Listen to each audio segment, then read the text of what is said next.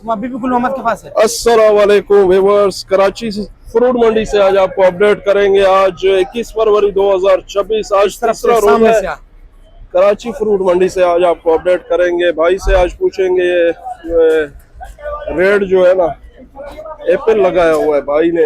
अस्सलाम वालेकुम भाईजान। वालेकुम अस्सलाम व रहमतुल्लाहि व बरकातुहू। मेरे तरफ से सारे आपके व्यूवर्स को अस्सलाम वालेकुम और मेरे तरफ से रोजा वालेकुम मुबारक। अस्सलाम, खैर मुबारक। क्या हिसाब है आज एप्पल जो है?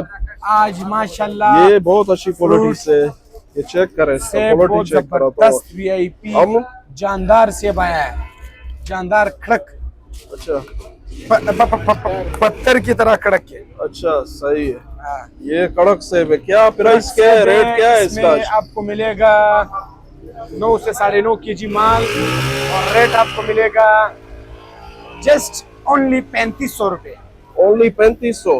हाँ, 3500 ये रुपए। इसकी क्वालिटी हम लोग आपको जो है ना एक एक चीज वाजे करके दिखाते हैं माशाल्लाह इसका। बहुत जबरदस्त क्वालिटी है। अच्छा ये ईरान के मरागा का सेब है, मरागा। अच्छा, ये मरागा। ये सुबह का नाम मरागा है, मरागा।